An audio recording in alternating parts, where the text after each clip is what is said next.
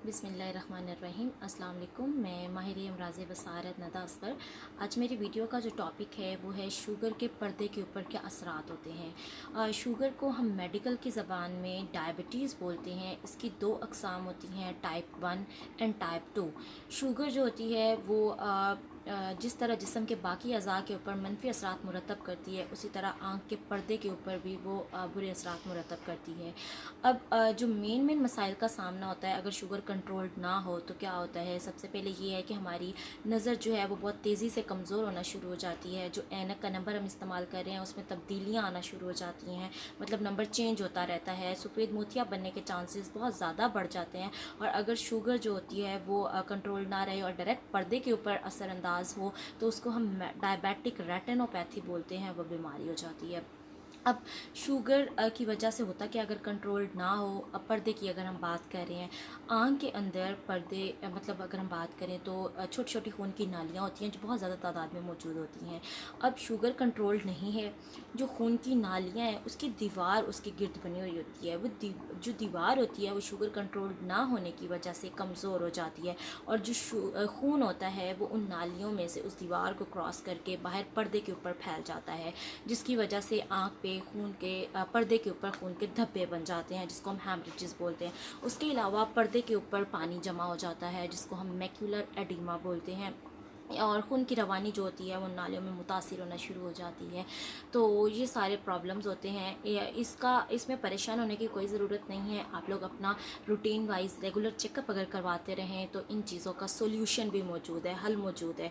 अब क्या है कि सबसे पहले तो ये एडवाइस की जाती है कि आप लोग जिन लोगों को शुगर की तशख़ीस हुए कम से कम 5 साल से या उससे ज़ायद का अरसा हो चुका है, वो लोग साल में एक मरतबा ज़्यादा से ज़्यादा और कम से कम अगर हम बात करें तो 6 महीने का ड्यूरेशन होता है, लाजमी अपनी आँख के पर्दे का मुआयना करवाएं। अगर सब कुछ नॉर्मल है तो फिर ठीक है, अगर कोई भी प्रॉब्लम डायग्नोज होती है तो फिर उसको उस हिसाब से ट्रीट करने की कोशिश की जाती है। सबसे पहले इसमें क्या है कि आपने अपना फॉलोअप कराते रहना है, अपनी शुगर को कंट्रोल रखना है, एक्सरसाइज वर्जिश को अपना मामूल बनाना है, पानी आप जितना मिकदार में पी सकते हैं वो पीना है। अगर शुगर के साथ साथ आप लोगों को ब्लड प्रेशर की भी शिकायत है तो ब्लड प्रेशर को भी कंट्रोल रखना है।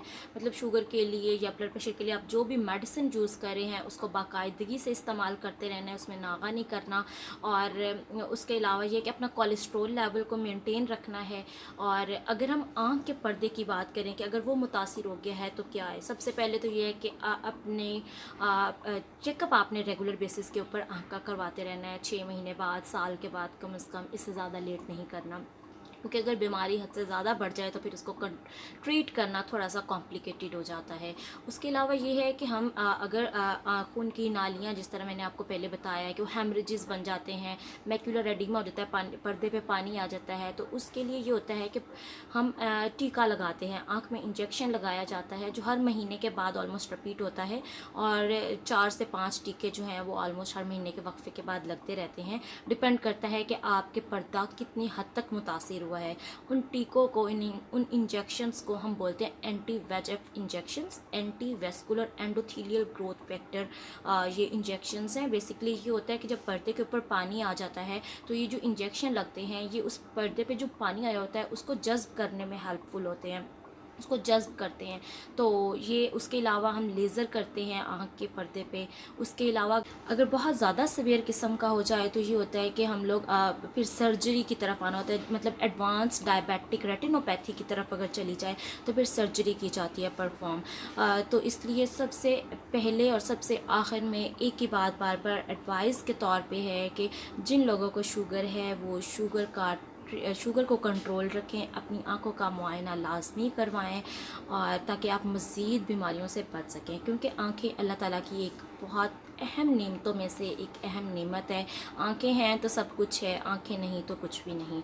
तो इसलिए उम्मीद करती हूँ कि आप लोग इसके ऊपर पूरा अमल करेंगे, जो जो बातें आपको बताई गई हैं। दुआ में याद रखिएगा। अल्लाह हाफ़िज़।